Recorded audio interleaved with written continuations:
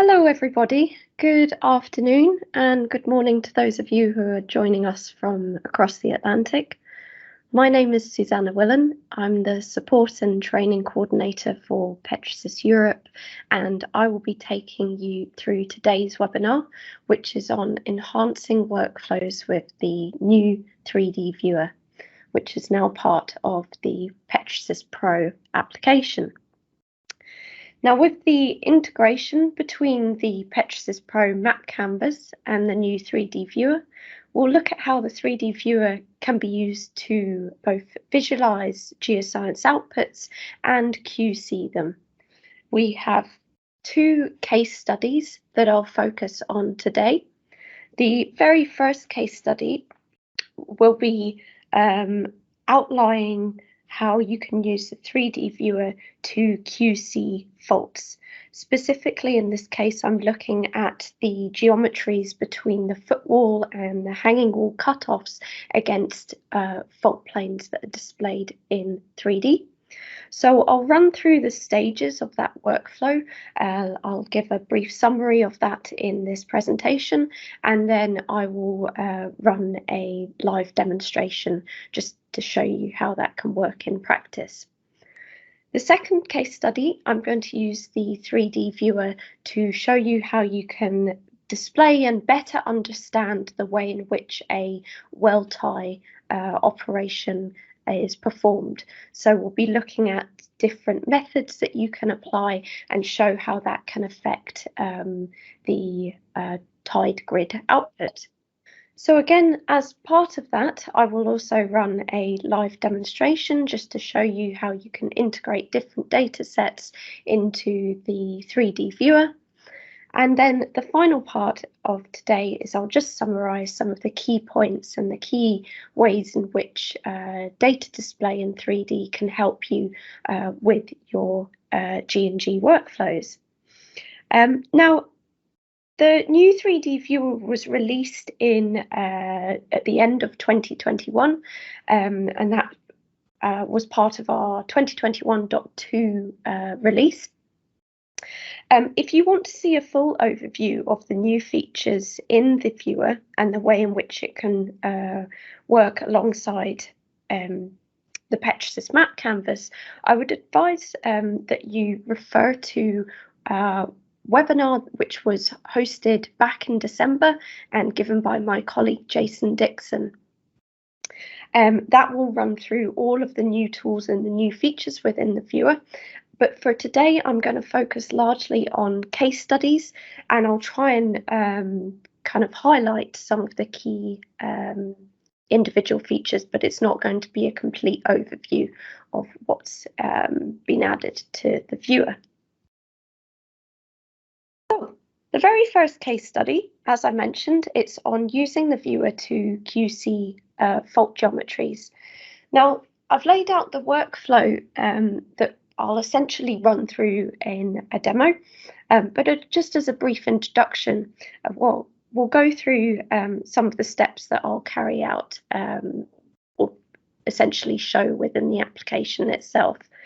The very first one is I'm running a gridding task, and I'm gridding up a horizon using both a surface from a third-party application and fault sticks from that app.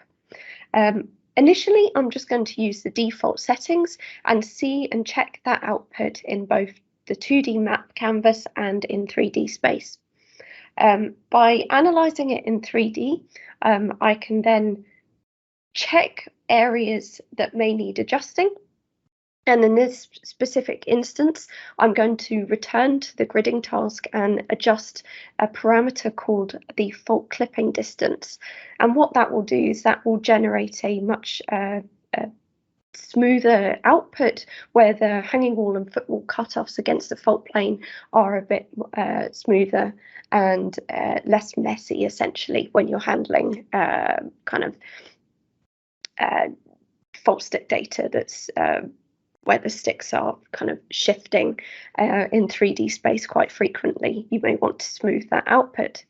So once I've done that, I will check the output again in 2D and 3D, and I'll activate our co-cursor tracking as well, just to show you how you can find and track features in 3D space and also analyze that in the 2D map canvas as well.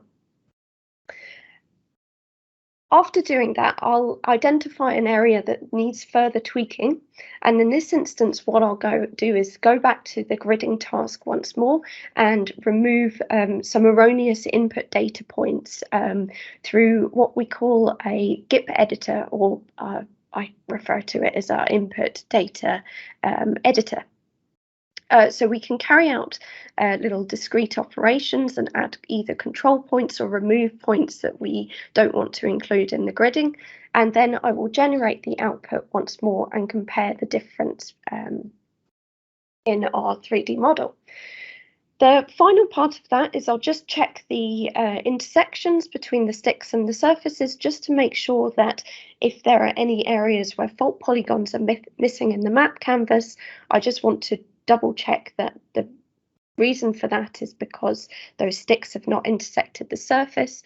And once I'm happy with that, I can proceed and use our viewpoint animation builder to build an animation of the 3D model, which then you can share with colleagues and help use that animation to communicate some of your subsurface geometries. So I'm going to go straight into the demo for this one. And what I've got here is I've just split up my window. So I've got my surface modeling application open on the left-hand side. And over here, I am essentially running a couple of different gridding tasks. All of them will be gridding the top silver pit formation, which is a formation that's located offshore in the North Sea. The specific area that I'm working in is offshore the Netherlands. And within this gridding task, if I just double click to open the default one, I'm using a dataset from Paleoscan as my input. And underneath the faults tab, I'm also using fault stick data. So the reason why I'm essentially gridding this in Petrosys Pro is because the software can extract the intersection between the fault sticks and the input to model a surface with embedded fault polygons. And that has real implications for accurately contouring up the fault plane, and also spill point analysis and volumetric calculations. So this task was run previously. I'm not going to run it live just because it does take a couple of minutes.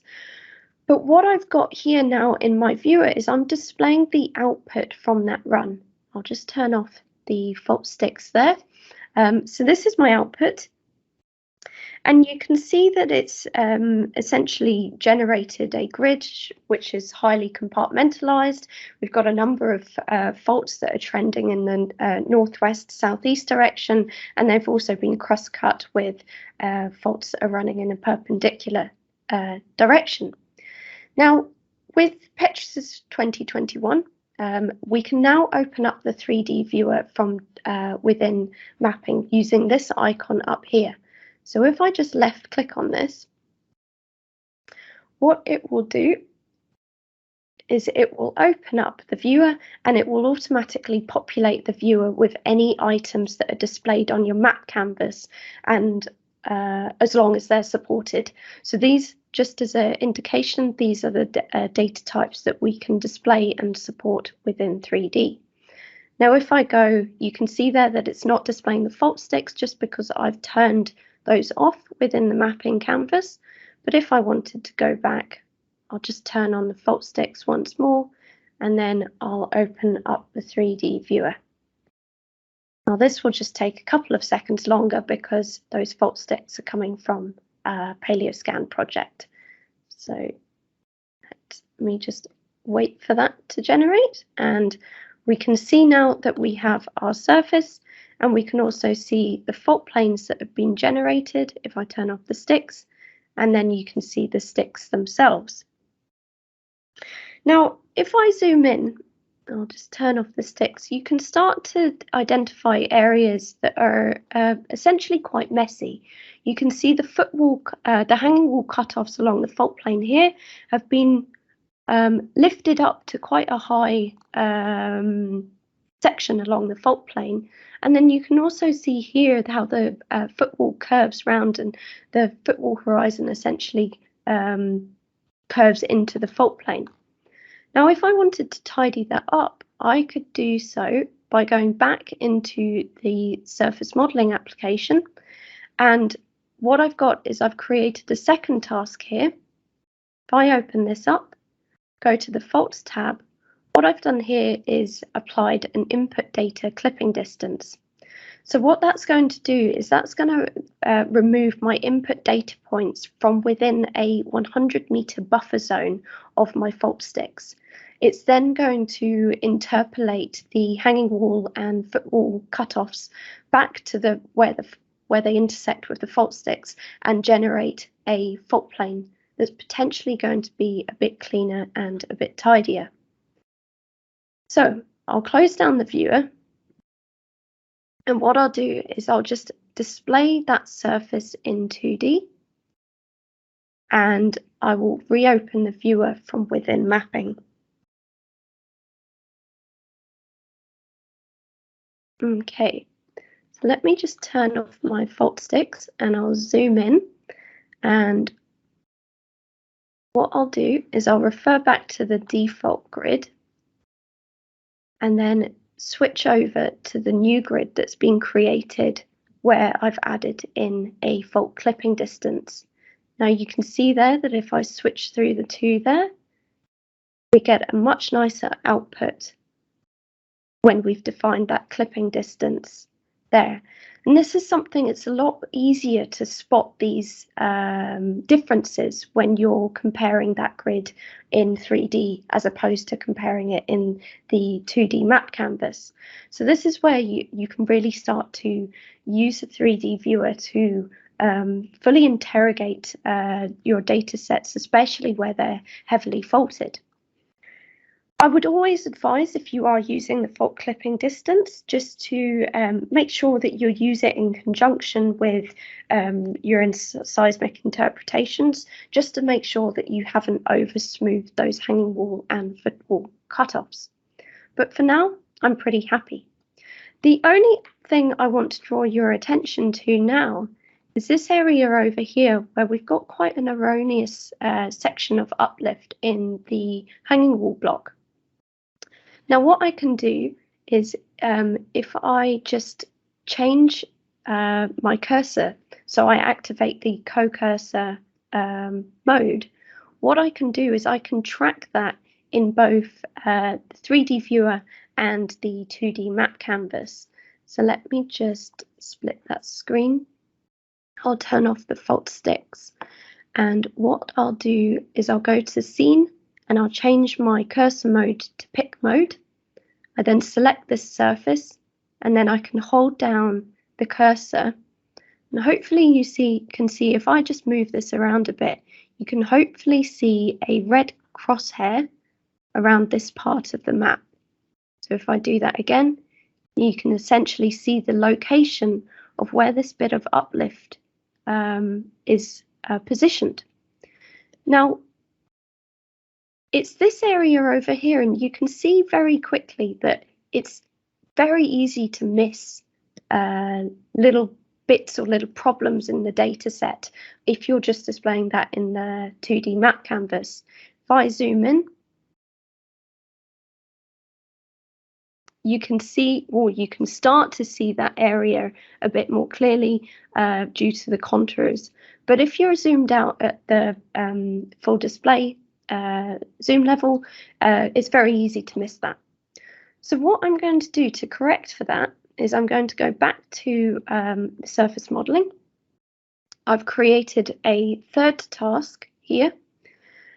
And what I've done down here is I've specified that I want to create and edit essentially the what we call a GIP file. And that GIP file essentially represents all of the input data points that you're including in the gridding. So That's set to create and edit.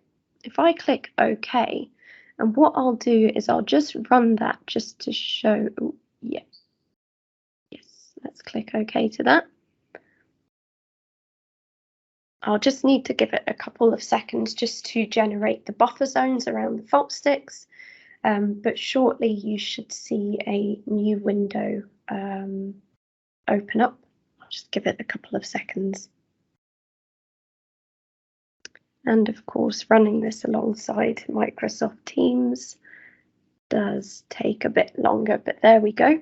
Okay, so now because we've specified that we wanted to create and edit the input data, it will open up this window, and essentially this will show all of the input data points used in the gridding. Now, if I zoom into the area where we had that bit of uplift, you can start to see why. Now, there are several points, there are about 4 input data points that have been included here, which are at a much higher elevation as their subsidiary points in the hanging wall block. So what I can do is if I click Edit, I'll click Edit using handpick polygon. I'll digitize essentially a polygon there, and then I'll just specify that I want to delete those points.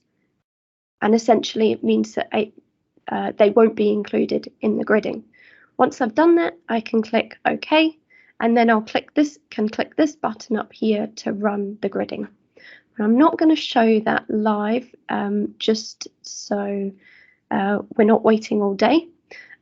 What I'll do is I'll go back to the 3D viewer here, and I'll display that grid that's generated from that output. So this is the grid that gets created.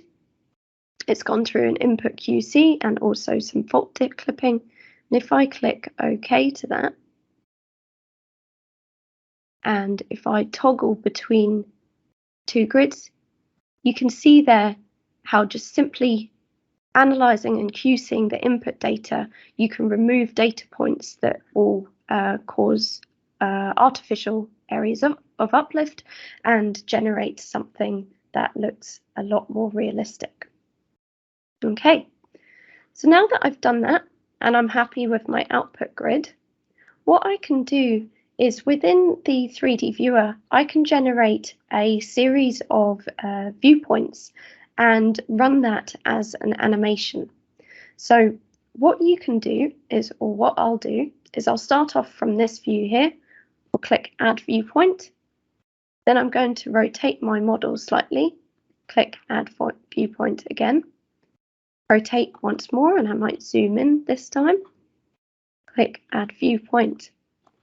And then if I go to Animation, have Save Movie turned on, and I'll click Play.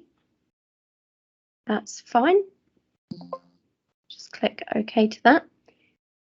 You can then see that it's just running through the animation here, and at the same time it's uploading that to an MP4 file.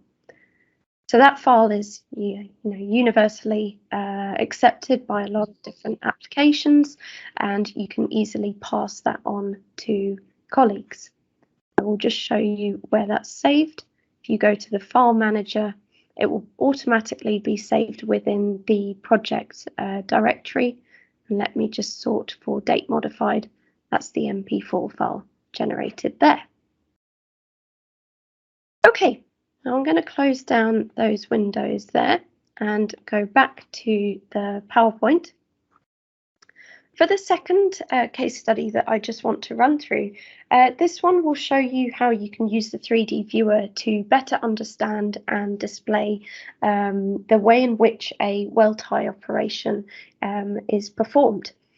Now what I'm going to do, I'm going to display some well data from Petrel in the viewer. I can do that now very easily by dragging and dropping it directly into the viewer. I'll display a depth grid and I'll assess the relationship between that depth grid and those wells in 3D space. By doing that in 3D, I can then very quickly identify whether I need to perform a well tie or not. Then once I've done that, I'm going to display the tied grid. On top of that, with our well title, we also output a attribute grid called a correction grid, and I will overlay that onto the original untied grid just to show the distribution of vertical change that has taken place with the well time method that I've used. And then what I can then do is very quickly and easily just test the impact of different well time methods in 3D space. So let's go straight into the demo for that. What I'm going to do is, first of all, I'll open up my Petrel application, and then in PetroSys, I will just open up a new 3D viewer. I will just split the screen for now. And what I'll do is I'll just drag and drop the wells from Petrel into the PetroSys 3D viewer. So this is new. Before version 2021, you couldn't drag and drop data into the 3D viewer. So that's something that's quite a nice change. It means you can integrate data sets very, very quickly. Also, what's new within our 3D viewer is the ability to display log curves within 3D. What I'll do is I'm just going to change some of my display parameters. I'm going to display the surface symbol. I'm also going to turn on my formation tops for my top tarbot formation. So I just run through this, click on display symbol, and I'll just apply a symbol size. Let's click apply to that just to see how that looks. So you can see my well headers here and also the formation tops down here. What I will do is I'll just change the color to something a bit more obvious. And you know what, I might make this a bit bigger. Leave it at that for now. And then underneath this tab here, log curve, if any of you have worked with displaying log curve data in the map canvas, you'll be fairly familiar with this interface. So you click on display log curve, you select from a list of logs that are possible to display. Now within 3D, there are two different display methods you can choose from. There's either 3D pipe. So if I do that, I will display essentially my log as a series of disks. What I'll do is I'll just change the gradient applied to that. And let's click apply. You can see that displayed alongside your well tops. You can actually see where the Brace Cretaceous unconformity is positioned by some of the gamma intervals here. And of course, you can also display this as a 2D trace. So if I do that and I rotate my viewer, you can just see that a bit easier and see the top tarbot formation tops here. And I'll just turn that off for now. And what I'm going to focus on is how well our depth grid intercepts these tops. So I'm going to link to this depth grid here. I don't want to use an attribute grid just now.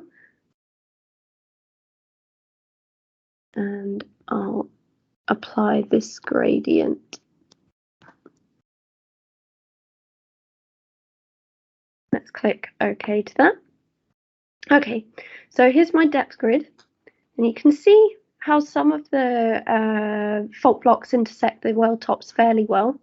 But if I rotate round here, you can see there are some clear discrepancies, especially in this eastern fault block down here. So what I'm going to do is I'm going to go to the surface modeling application.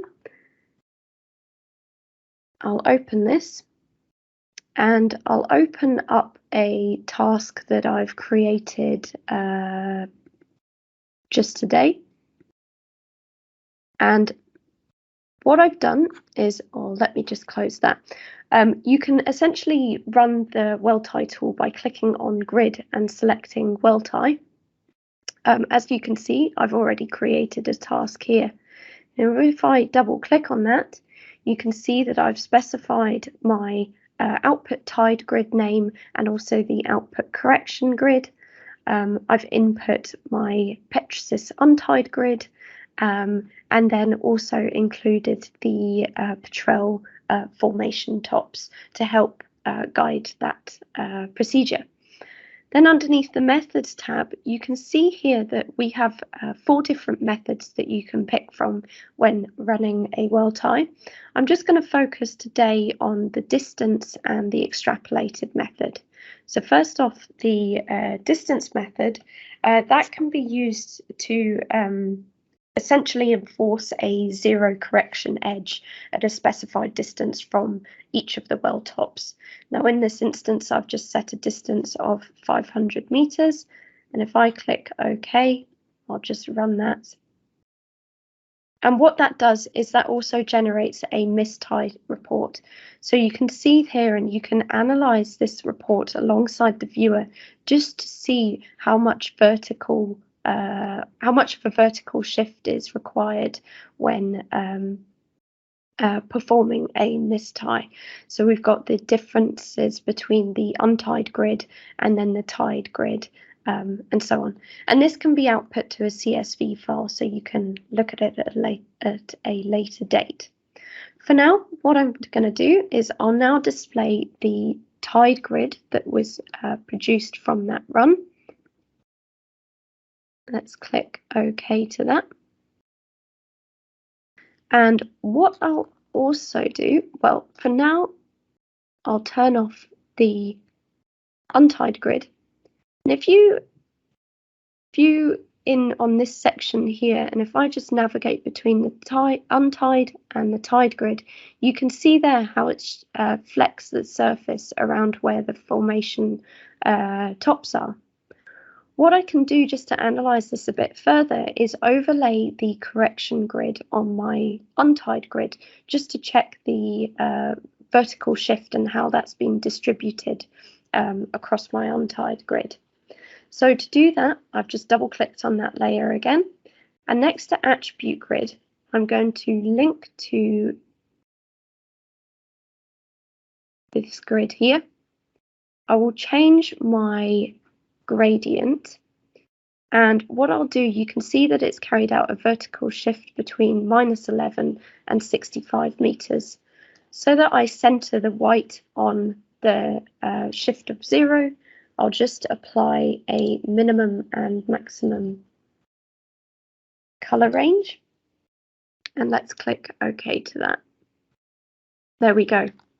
So what this is essentially showing you is it's showing you the amount of vertical shift that's taken place and where that vertical shift is taking place.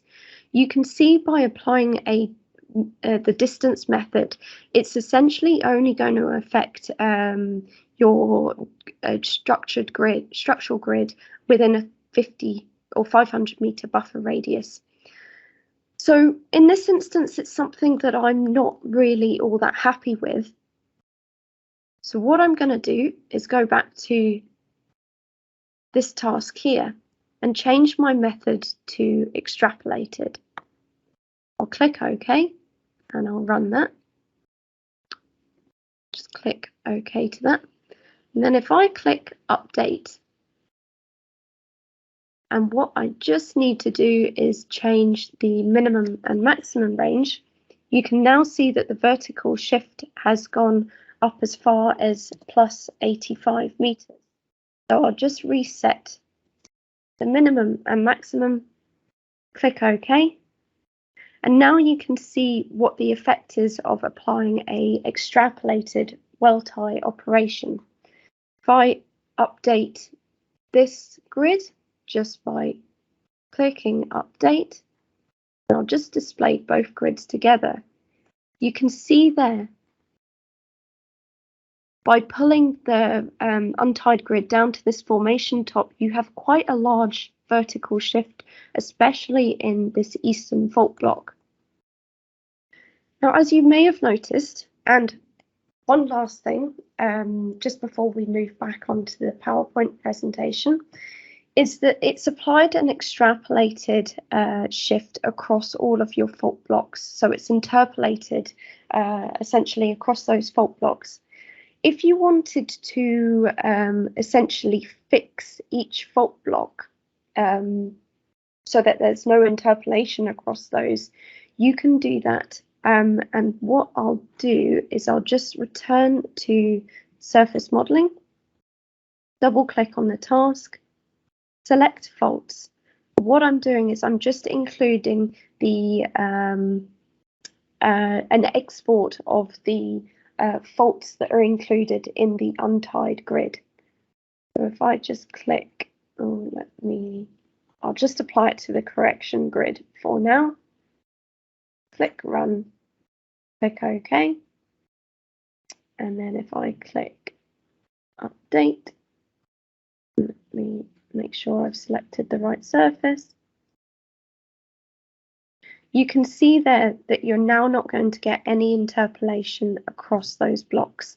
And you can actually see that this fault block itself has probably undergone the highest amount of vertical change, where you've got the grid being pulled in the negative sense down towards its southern end and then being pulled up to shallower levels up at the northern part of the fault block.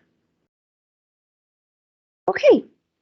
So that was really a bit of a crash course overview, showing you the different ways in which you can integrate the 3D viewer into your G&G workflows.